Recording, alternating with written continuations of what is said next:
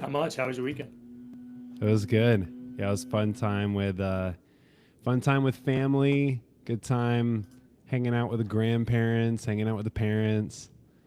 Yeah, it was cool. My grandparents are in a fun, cool community down south, so I got a chance to have go check out their cafeteria, and they have the whole Okay. spread. They got the lamb with the mint jelly. They got the I never had salmon Wellington before. I'd had beef Okay. Wellington, but not Yeah, salmon yeah, wrapped in. Wellington. Yeah, so that was fun. Uh, I'm sure my stomach loved that as much as my taste buds did, but it was solid. It yeah. was really good though, man. It was great. Good time hanging out there. They came up and checked out my area where I live, and I'm in a cool community up here, so that was fun. But how about you?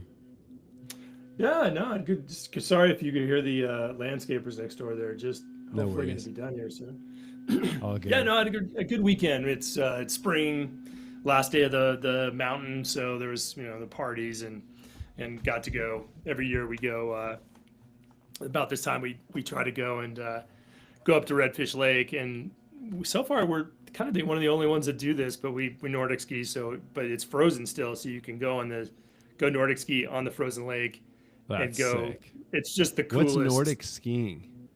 So like classic skiing in the tracks or skate skiing on groomed Nordic skiing. I don't know, European based.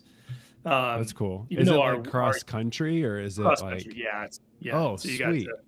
the two disciplines. You got classic in the tracks, and you got Yeah. skate on the groomed run. So Oh, Nordic discipline as a whole is what it's that's called. cool. I never knew that. That's awesome. You think I Yeah. would So growing it up was in cool. Just Colorado we were and out there by ourselves, me, my wife, and my son, and just it's pretty cool. And then that's sick. what did we do yesterday? Oh, we went. Yeah, it was the last day of the Nordic skiing, basically. So we went up and we have a Nordic center about 30 miles away. That's just really nice up at the mountains. So That's fun. That's awesome. Let me move this yeah, box. I just noticed this box in the background. Hold on just one second.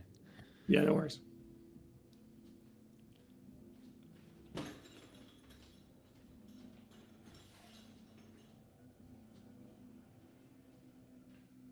Such a small thing, but I feel like I'm gonna notice it in the right over my shoulder the whole Let me time. shut my door too. Um, Perfect. are you in like your garage slash office? Yeah, yeah. Here, check us out. So we'll back out for a second. So you got some Let me turn boards this up. hanging on the wall there. Yeah. Yep. So we've got Oh, nice. here's the Yep. full view. So we have you probably can't see it because the way you'd have to hit maximize my screen, but I'm not even sure how to do that. There we go. So yeah, so you can see like we've got yeah that's buddy Steven's office. So he and I, this is like a co-working space that we share, and then I've got this like natural light that comes in over here, and it's a fun Cool. spot, man. We like it a lot. Nice.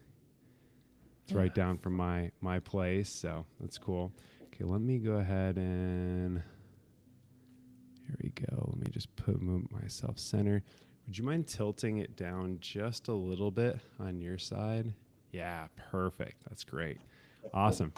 Cool. Well, stoked to do. I've been looking forward to this episode I so know. much. I So swear, I'm man, really this is the best outline I've received from anyone doing a podcast. So no worries. Yeah, that's awesome. Cool. I'm happy to hear it. I have it all on my side, a whole like interview based. So I figure we'll just jump right in and then sure. just expect that I'll probably interrupt you to go deeper into certain details or, help kind of Let's guide just us flow, through man. this. Love it. But yeah, sounds good. Lee, before we jump into AI and business, tell me about your journey from bartending at a ski resort to becoming a tech CEO. I love your story about like dumpster diving for a phone number or something. Yeah, tell me a little bit about that. Yeah, Josh, no worries. Yeah, yeah. So I was doing construction in the coldest like part of town where there's no sun. In every kind of like 15 minutes, you'd go in and get by the heaters in dead of winter and warm up. And the radio was playing, and basically heard this company advertisement like, and they started it off with, "Do you want to change your life?" And I'm like, "Oh my god, so badly." So then over the like 2 or 3 days, I'd go in and I'd think about it at night. God, a tech company, I don't know, can I do that? I didn't grow up with computers, and then finally, one day I wrote the number down on a piece of wood and I stuck it in the windowsill in second story of this house, and I thought about it all night. I'm like, I just got to call.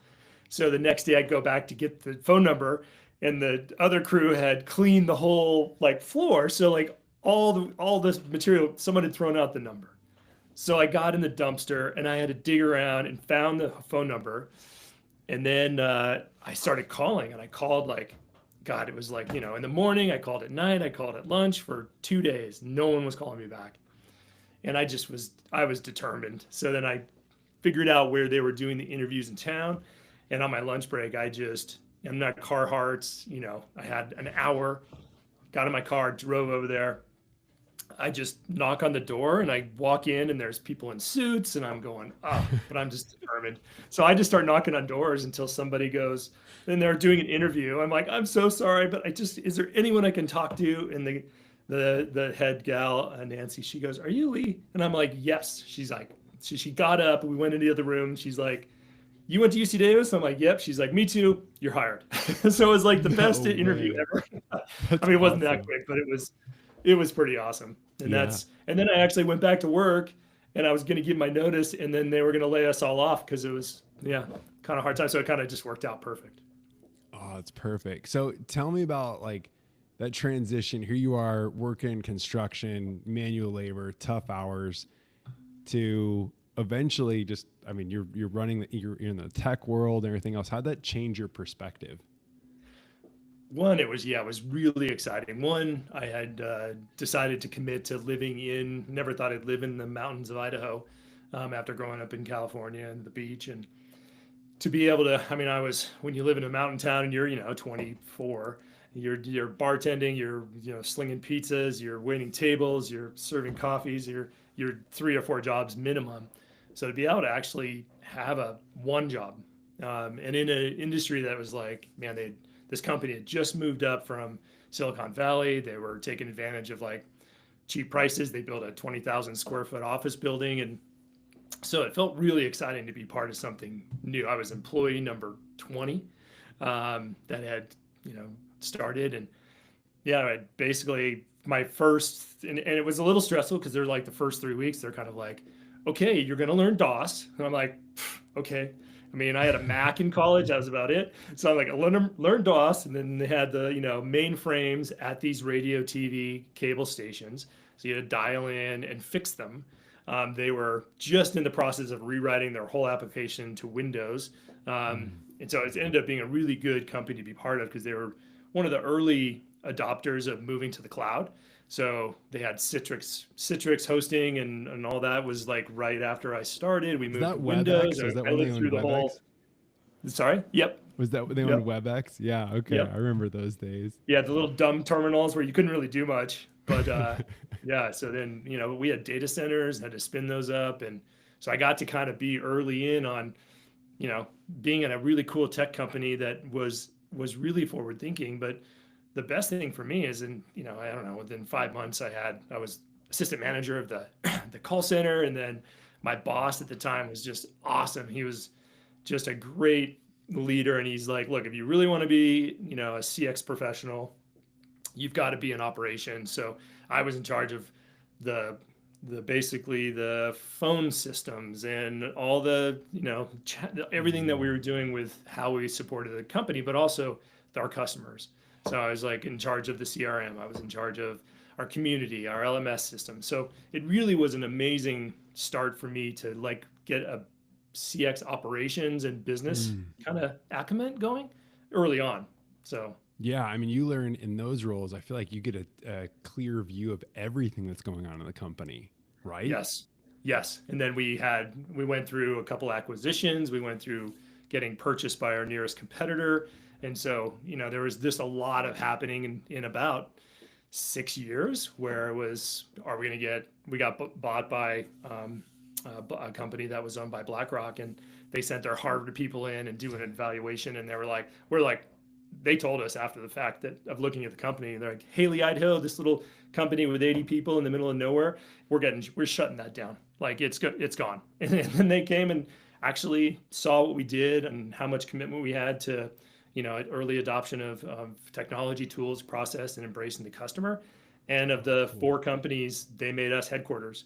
So then Wow. I got elevated to VP. I was in charge of 300 people and four companies, call centers for 13,000 TV radio stations in the US. So it was pretty awesome. I mean, I was learning so much so quickly.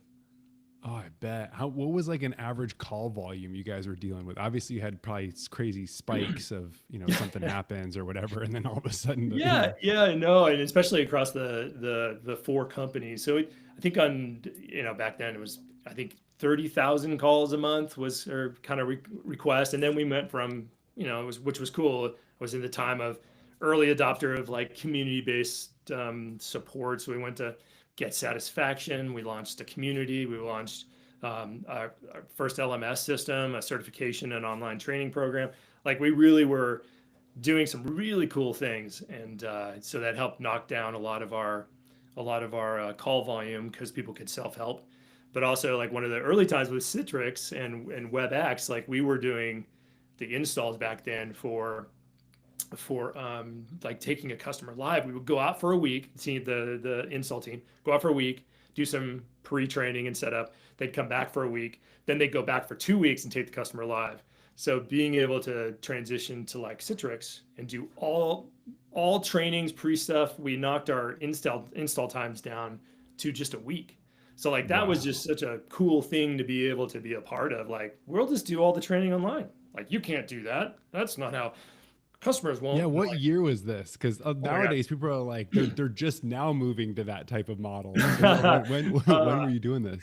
Yeah, no, this was 98 through 2010, somewhere That's right around there. So crazy, man. I mean, yeah, that we is were so. You guys were pioneers at pioneer. this. Oh, I remember like one of my first when I first started doing support, and we were trying to do stuff over, whatever, dial up and then Citrix and then trying to get someone's desktop.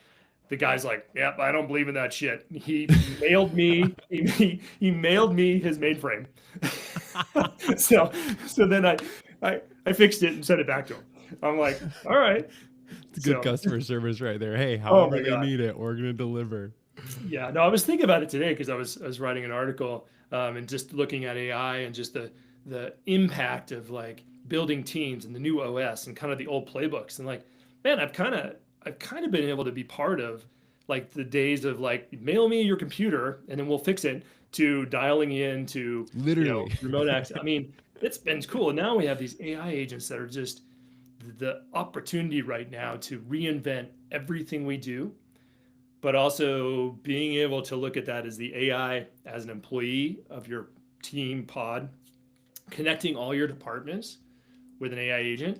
And then now thinking about, okay, well, I was an early adopter of the KCS, knowledge centered service, intellectual swarming, that kind of AI swarming idea within an organization now, all the AI agents talking together, elevating the business health real time to all levels of the department, all roles within an organization. I'm just like, man, I'm so excited to rebuild now. That's cool. That's so awesome, man. There's so many different things. Oh, it's hard for me. I feel like a kid in a candy shop talking Oh, to you. I'm right. like, oh, we should talk about the CRM you built. We should talk. But you were talking about how leaders need to stop thinking about their old playbooks. Yeah. What exactly is the old playbook in business today? Yeah. And I have to stop myself because I've been fortunate. I had a really good early career, got to play with a lot of technology, and then moved to some other companies and kind of was able to roll those same things out. I went to a TV automation system and company and was able to kind of put the same like, oh, we'll do a learning management system, we'll do a knowledge base, we'll make sure everything's working, and the CRM's just everybody's on it, right? Then move to the next company and we'll roll out a global company using the same model, and it works. But right now Hmm. I'm thinking like all of that, all of the work that goes into building the community, the knowledge base, the all that content. I mean, you still have to have great data. So that's where you AI is just going to give you shitty stuff if your data isn't good, right? So Yeah. Yeah. making sure that your data infrastructure is sound, but now you don't really have to build knowledge base articles or build your wiki. It can be built on the fly. It can be evolving daily. I mean, it can be updated all real time. So just the amount of teams and effort and time that went in to build the infrastructure to empower teams and customers to self-help or build a kind of a community that could actually be growing along with the data as your business was evolving. Like those things are shifting. So you still want to be able to centralize and create content but I think you have to kind of toss your playbook out and go, well, now I don't have to probably write my own playbook anymore. I can have an AI agent that's like, okay, let's build a new playbook today, or let's evolve it, or let's give me your suggestions of the changes that's happened in, marketing, sales, CS from, the teams, what the teams are doing, pulling all that information from those agents and creating the new the new playbook that's in the AI agent's head. I don't know. That's Mm. I'm just trying to think about not going to my standards and thinking about Mm. what is the new paradigm. You had given an analogy comparing AI to the electricity revolution in manufacturing. I thought that Oh was yeah, brilliant. Can you unpack that? Because that correlates so well to what you're talking yeah, about right now. yeah. And I think it's not my own, but I've heard this a few times, and it's funny because I'm hearing it more and more. It used to be, this was you talked about the move from steam to electricity in factories and how it took, even though once they made the switch from a steam engine, which was the footprint you could have for manufacturing was predicated on how long your steam engine strap could be could be used to power the machinery that you needed. Well, as soon Because as it you was move all to electric, pulleys. It was all it's all manual and like pulleys, right? And then pulleys and belts and right. right, and it could only go so far, and then the pulleys Yeah. didn't work. The You farther that you goes, could the more only tension. Yeah. yeah. You did not want to be working next to the pulley that was just a little bit too so. But the mindset, right, took almost 10 years of the mindset of, well, we've got electricity, now what? Or, the idea that, well, we don't have to now have a 100 square foot off or a warehouse. We can have a 10,000 square foot warehouse because we can move the machinery wherever we need and improve workflow. So that concept, or moving to the cloud, or flip phone to iPhone, like these major shifts in the way that we look at things. One, they're happening so fast, and I think AI is this next evolution. I mean, I know it is guaranteed. You're already seeing it. You're seeing companies right now like Swan AI or Chat Base, I think it's called. They're like sharing online, like, we're building a company with 3 founders, 20 AI agents, and our goal is to get to 30 million ARR, which is three of us. Like, It's crazy. yeah, It's you so would never absurd. think that you could do that in a million years just 5 years ago. It's so nuts. Isn't a chat base somewhere at like nine mil ARR or something like that already in like a record Yeah, time or something? yeah, It's nuts. yeah. You built software traditionally, and now you're vibe coding with AI. What? First off, for those who don't know, what is vibe coding? What is this new term that's popping up? Yeah, vibe coding is just being able to someone who's maybe not trained as a developer, who can actually code, is using tools and systems to actually be able to get your ideas out into a system that's kind of your coaching, but is coaching and you're working together to build a solution.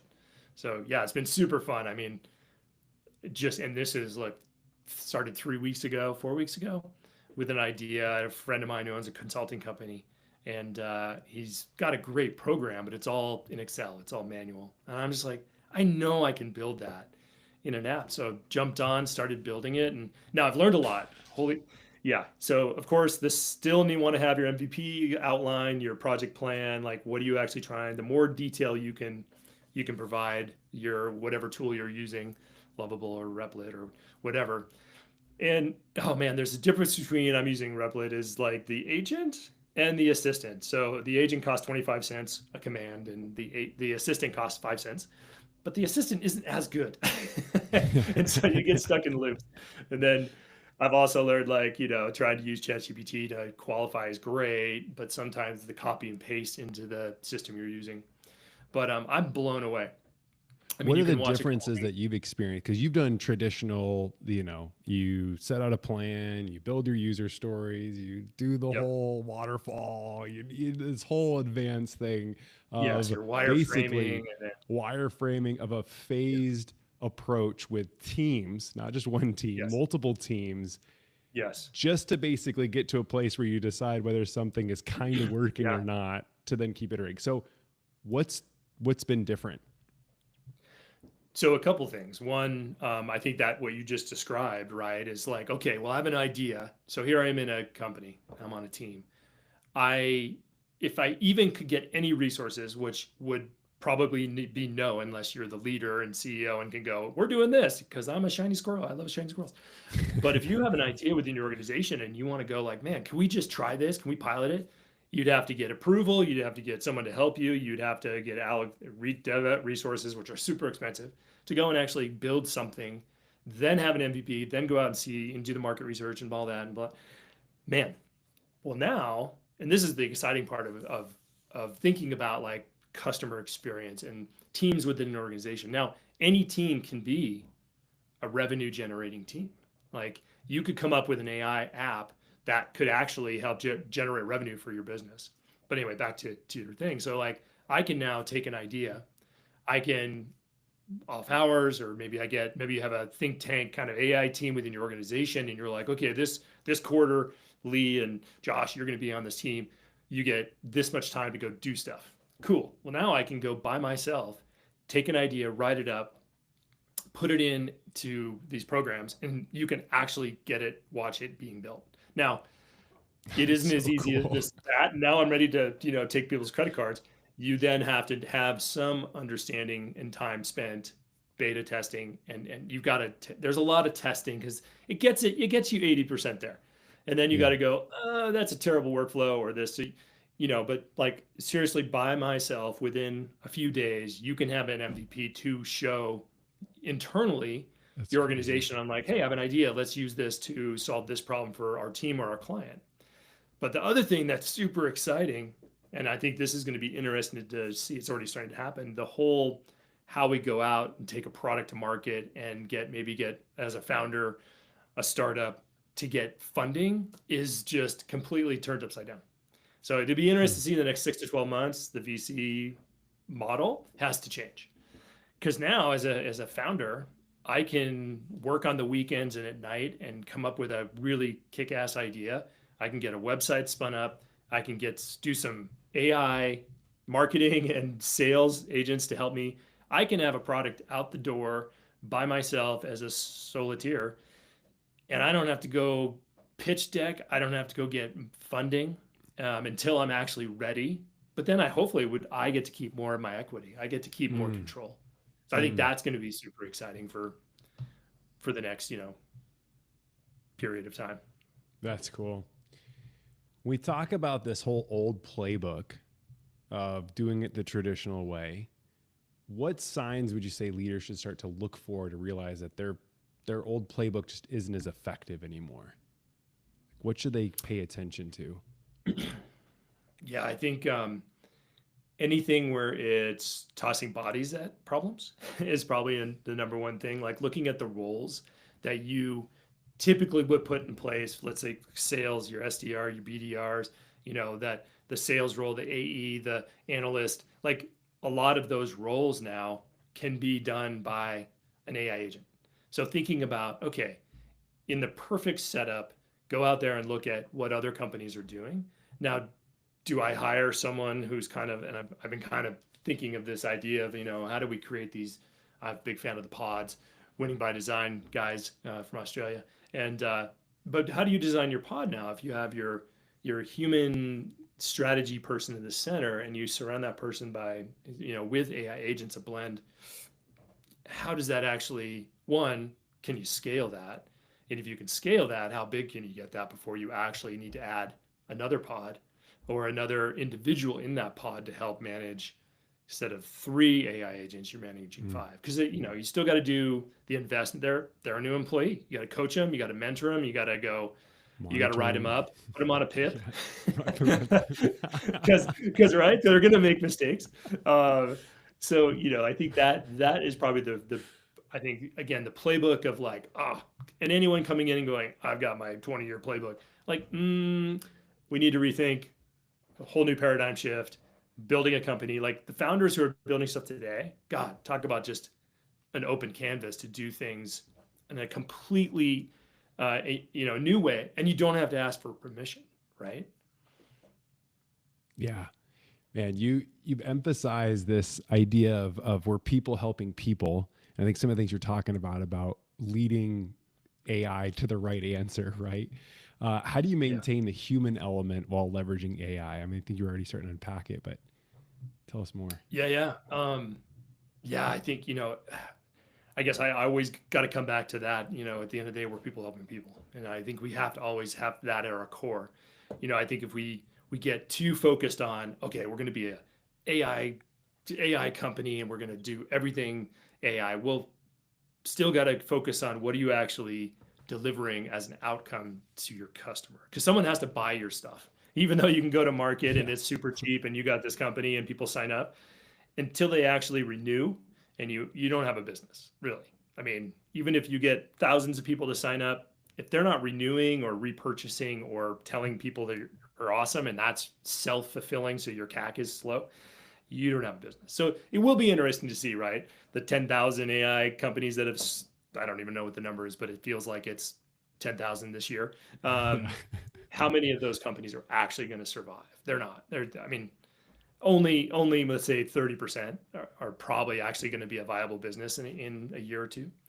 Mm. Um, so I think really making sure that the core is you're doing it for the customer. It's exciting Hmm. and you're building something new and you're reinventing and creating a new operating system.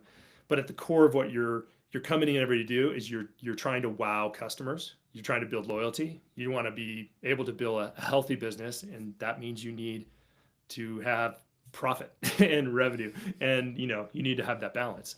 And so being able to make sure that you're like, okay, at the core, we want to be a customer centric company. And I think there's been this shift that's happening, right? I think in the last 10 years there was very much we're employee centric, because if we have happy employees, then the customer will be happy because the employee will treat them awesome.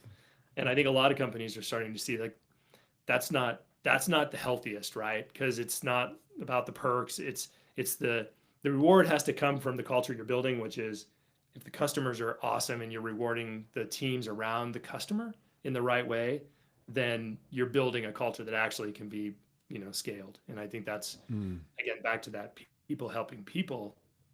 It's like don't lose that. And at the end of the day, it's depending on what you're selling, right? If you're selling a one-off thing from China, great, just go for it and sell as much as you can and get out. But if you're selling B2B software or solutions to enterprises, you need people buy from people.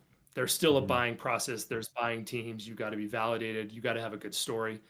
Like you've got to build trust, and you Mm. can get Speaking there of, with AI 80% faster, right?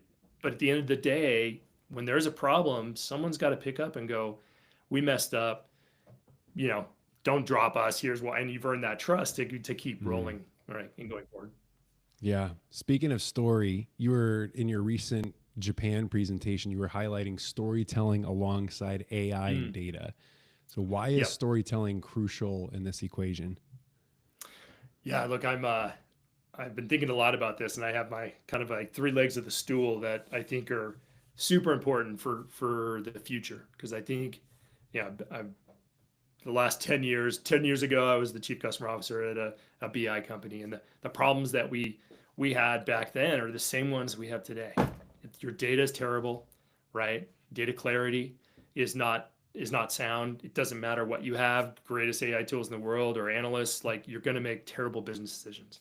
So what happened, why it happened, and what I do next is just a core part of running a business. So now how we actually blend that in with AI, so the human aspect and the AI working together as a team. But the end of the day, the end of the result is the context. So if you're Mm. working with a customer and you've got your data clean and your AI tools are awesome, the time you spend with your customer about strategy. What do we do next? How do we build? What are we doing to scale? That piece is the storytelling piece. Like, because Mm, if you can't tell your value story, every month to the customer, someone else is, right? And so making sure that not only to the customers, and but it is also internally too. Each department should be telling their story. What are we doing? Why we're doing it? What do we need help with? And then that way, everybody in the company is understanding what's going on. And I think AI is just going to help make this even. I mean, I envision a world where you come in the morning. I want a Jarvis. I'm like, and I want the Iron Man suit too. But I want to come in and have like I want to have my agent talk to me and say, "Hey, good morning, Lee. What's up? Hey, today you got this, this, and this. And by the way, these other departments. Here's what's going on there. Here's how you could help. Here's how we're missing our number because it's near real time. I don't have to wait for the lagging data from finance to know that we didn't make all of our meetings in sales, or CS had a huge explosion and now we have these kind of customers at risk. Like, I can get that every day, real time, and so can everyone else. So I'm excited about that. yeah, that is really cool.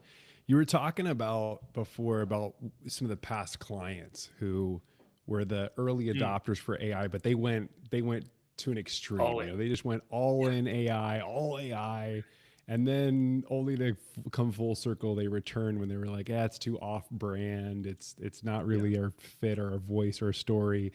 What are some of the lessons we should take away from these early adopters that maybe went too far in a direction or didn't take Yeah. some of the things that you're saying to? Oh, there's some great, Yeah. examples. I think people have, there are a ton out there on the web. But I always laugh because my wife's in, she does a lot of creative and design stuff, and she's like, I want to use it, but every time, you get seven fingers on the hand and weird stuff like that.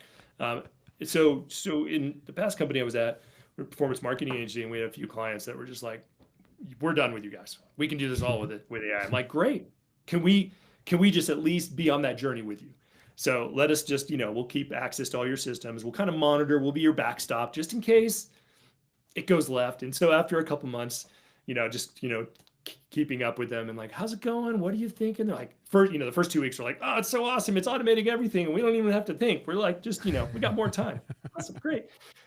Month, go 2 more weeks, and they're like, yeah, well, stuff's not quite perfect, and it's like repeating things, and the brand message is a little off, so we're having to edit a lot, and we're having to like rework everything. We're having to look at it. I'm like, okay, so how could we help with that? And so it ended up being, after a couple of months, they're like, yeah, I wasn't ready. And so, but we found a good balance. Like, we were able to go, okay, well, let's use these tools to do these sets of things that are just, they are button pushing. But the assessment, the analysis, and the making sure that the things that are getting auto created, which is great. Like, create me 10 mock-ups to go on Google and Meta and Reddit or whatever you're doing, right? And then let me choose and go, this, okay, go. So that type of kind of working together is where we ended up with quite Mhm. a few customers. But they had to go through that. They had to go through the pain of like, man, we saw a huge drop because the shit we were putting out was just crap. Yeah, makes sense. Yeah, it's such a tough balance. I mean, what do you think is the crucial balance of automation and human connection? Like, what is that evolving Um, to? yeah, it's a good. I think it depends on. Let me say that again. I think the balance is something that you have to kind of be on that journey to discover. I don't Hmm. think there's one right answer, because depending on what you're doing, what industry you're in, the sensitivity of your information, how much of your brand is wrapped into your storytelling, um, will depend. Now, I think every organization could look at any part of their revenue flow, their customer journey, their team, voice of their team and their products, and find ways to go, let's automate this, or let's Hmm. try building an AI agent to help with reviewing all of the, I don't know, customer requests that are coming in. I mean, there's Sure. there's ways to start doing that. I don't think you can.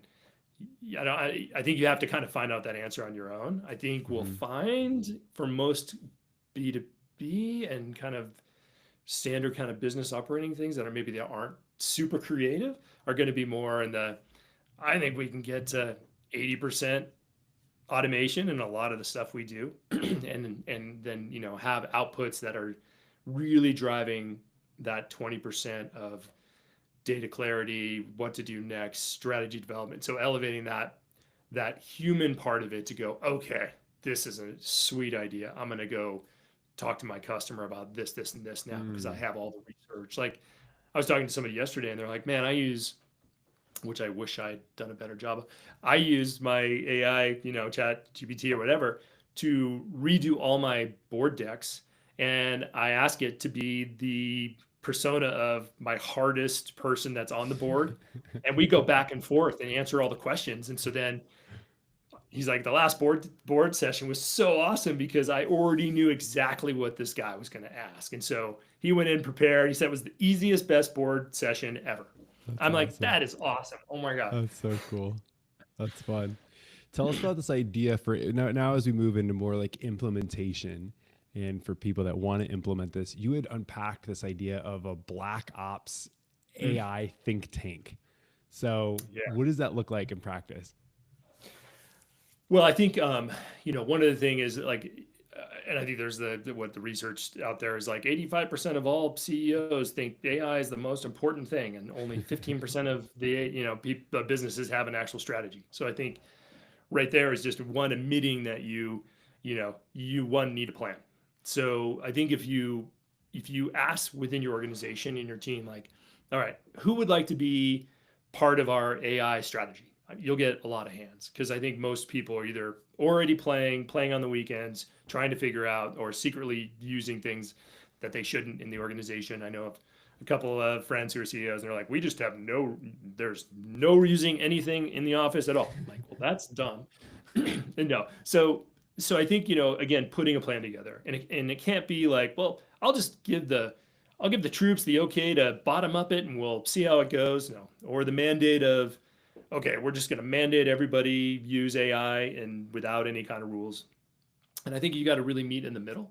And that meet in the middle could be, hey, we're going to create an AI think tank. And we're going to do 90-day cycles.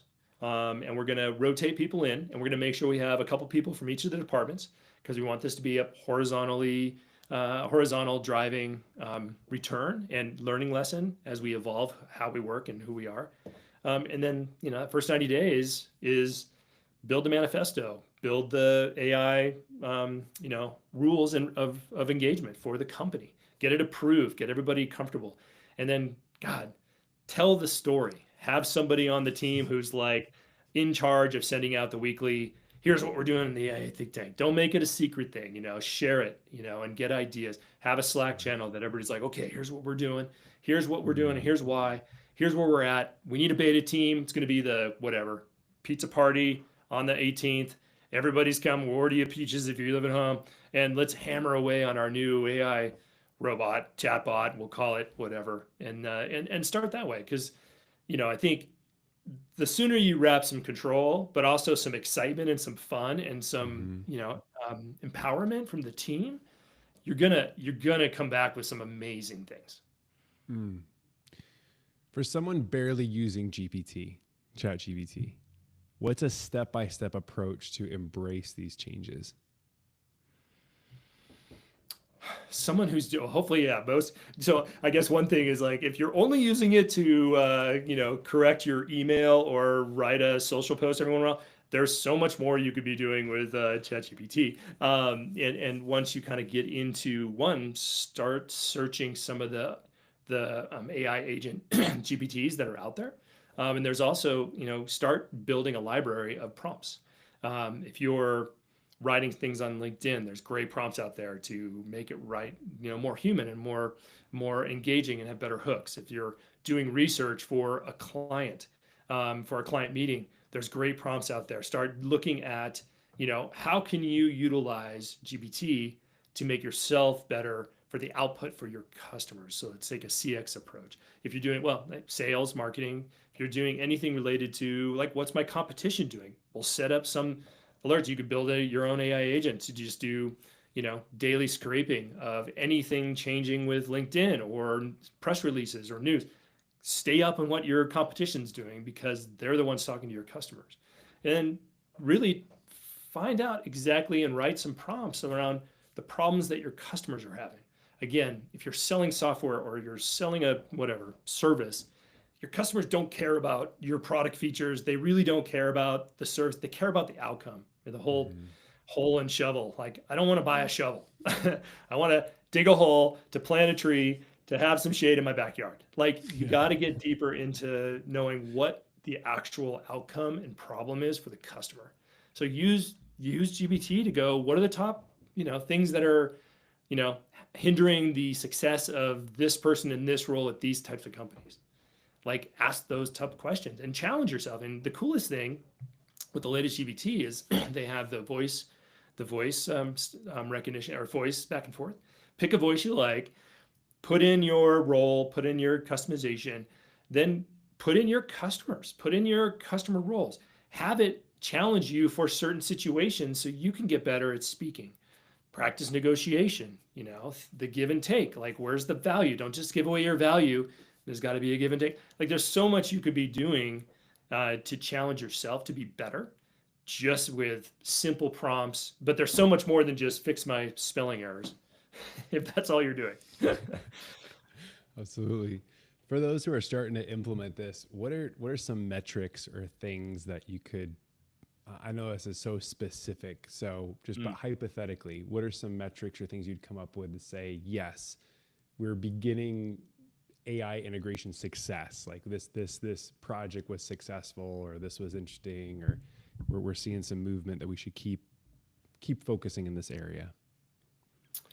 Well, I think there's been well, you could just use GPT to do give me some research validation for why I should be deploying AI in my organization. I think I just Like read that. one actually today. McKinsey just came out with a report that companies who embrace customer experience and an AI forward blended team are 24% more profitable than companies who don't.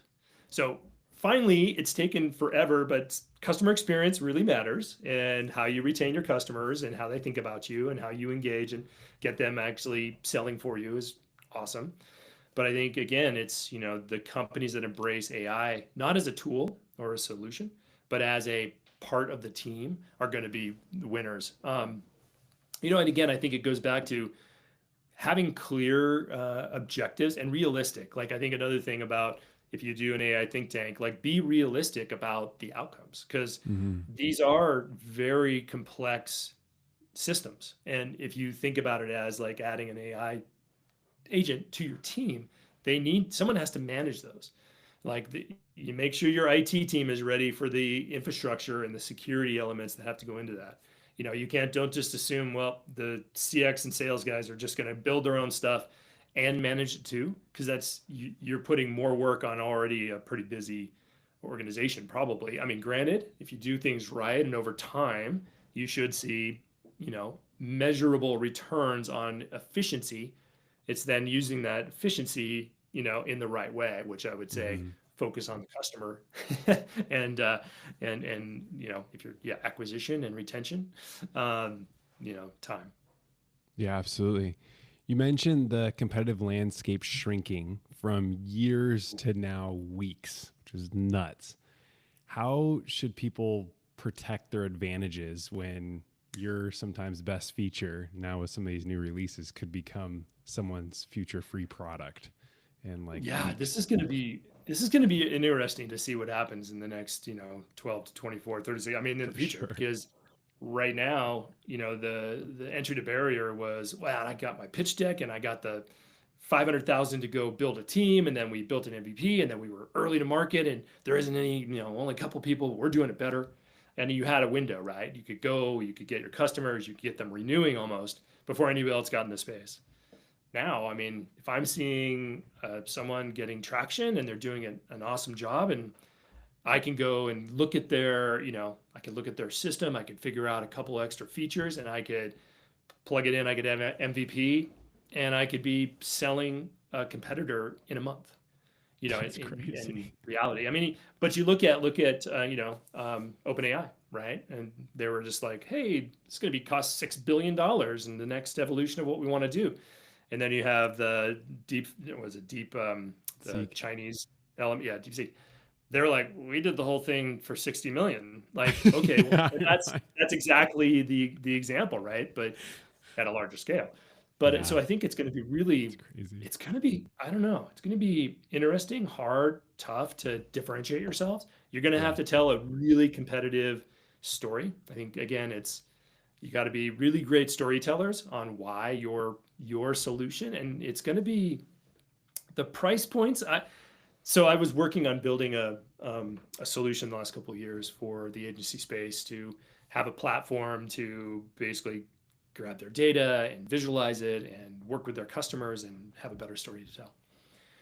So now looking at similar, but not quite as awesome as what I was building, similar type companies are out there, and the price points for what they're offering for a kind of an analytics and team product that also customers could kind of use.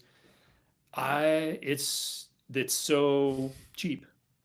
yeah, So when you start doing the numbers, the amount of customers you need to justify having a company, I wouldn't. Maybe the barrier to entry is going to be like I can't pencil it. Like, so unless you can go out and get 1,000 customers paying you 12.99 a month, yeah. it's Really, yeah, it's going to be. I don't know. It's going to be interesting to see. it's crazy. Looking 3 to 5 years ahead, what industries do you think are going to be transformed the most by human-led AI?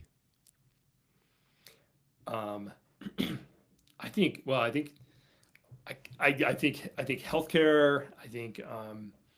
I do think like manufacturing probably. I Hmm. mean, I know there's quite a few companies that are doing some really cool things. Like Zycus is a really good platform. They're about 6 years ahead of I think most people when it comes to like they've been talking about blended AI agents and teams and the whole end-to-end workflow for a few years now. And but I think the modernization of kind of our manufacturing companies who are the heart and soul of a lot of what happens in America are Yeah. are going to be next. And I do actually think, I mean, I think the agency, direct to consumer, like I think the creative, all of that, I think is already getting turned upside down. I Yeah. do think there's going to be an interesting, it'll be interesting to see what happens with Google and the monopoly stuff that they're going through right now. But I do think there's room for the big guys to get knocked over a little bit in kind of a new way. I think programmatic and how we are advertising and connecting with people is going to be shifted a bit as things go more automated and maybe the costs of doing that kind of work comes down a little bit. But yeah, I think, I mean, honestly, every industry Everyone. Yeah. you can think of, I think, could benefit or will be impacted. Yeah. Absolutely. Man, this is so good. Let's shift gears here as we're starting to go to wrap up and more Okay. get some of your personal insight on things. You've reinvented yourself multiple times over your career. Um, what advice would you have for someone who is feeling stuck right now? Yeah. Well, it's always a good driver of of growth is having change forced on you. Um, but also, I mean, I think I've always been a person I just always like to figure out a way to make something better. So I think, thinking about where you are in your career and if you're feeling stuck, like, I mean, honestly, the only way to change it is to change it. Take classes, go learn something new. Sometimes you have to balance. Are you really fulfilled? Are you happy? Are you balanced in life? But I'm always like I read a ton. I have really good podcasts. Like there's so many amazing people sharing their whole story and their journey, and find those people. Join. There's a ton of like really great communities. There's a ton of people who also want to get mentored. So Mhm. I'd say put yourself out there. Try and help others around you, Mhm. and learn something new. Like honestly, I go get a subscription to one of these AI code things and come up with an idea. Everyone's got an idea of something that they've like, man, or fix something in your own organization on the weekends. It's in the sense like build something that challenges yourself to go, if I had to do it fresh day one today, how would I want to do it? Like Mm. completely break it, start from scratch, and just I don't know. I guess I grew up in one of the books that really I've always gone back to is Covey's Seven Habits of Highly Successful Individuals, and I've always kept the sharpen your saw. Like the day you stop learning, honestly, is the day you lose your ability to provide value to the people and people around you, right? Mm.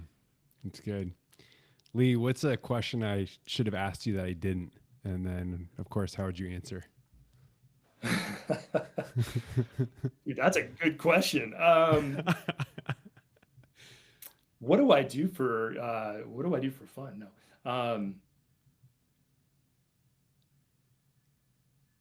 Yeah, I don't know if I I have. think that's a good one. I mean, right there, like, yeah, what do you do to stay sane? Like, what do you do for enjoyment to give Mm, yourself mental space from these problems or these yeah. because you can just spend 24/7 thinking about Oh, this and stuff every waking moment, and it's gonna yeah, no, suck you in. my wife is really good at reminding me about balance, so that's really good. Okay, No, and babe, I but do. just one more thing. No, Yeah, let me just just tell you oh, this one more oh thing. my God, I'm the king of that. Yeah, just one more email or one Same, more. So same. yeah, because my whole thing is I just love the work of work. Is I Yeah, love same. the tasks. I love figuring out the problems. I like helping the team and the customers. But I think for me, I definitely have learned. There's a time and place where you get to be your workaholic, and if you're starting something, it's 24/7. But I think as you have a family and you have friends and you have your life, it's like your work isn't what defines you. It really isn't. And so, for me, I've been one, I journal a lot now, which I always thought was Mm, stupid, and I journal every day because one, it helps mm, just kind of balance my thoughts, and I get a lot of cool ideas. But also, just I'm trying to remind myself, one, the mental health, physical health, my relationship with my wife, my son, my friends, where I live, and then work. Like I'm trying to keep that as my North Star now. Like because I don't want to be remembered for the guy who worked and that was it, right?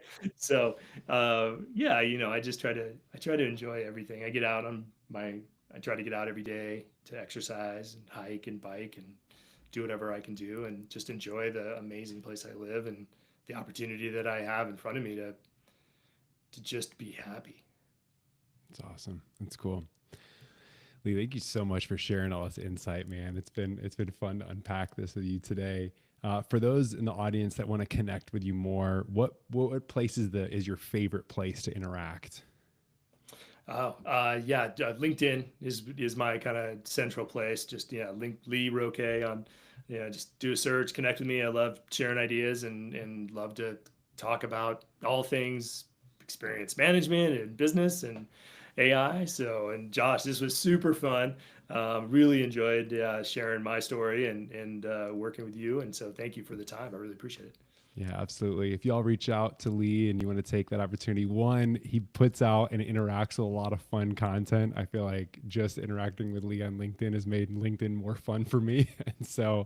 And I've been on there a while, so that's been a blast. But definitely leave him a note in your connection that, hey, heard you on the Growth Success Stories podcast and love to talk more about XYZ. I know Lee's open to anything there. So cool. Well, Lee, thanks so much for coming on here, man. You crushed this episode. It was great having you.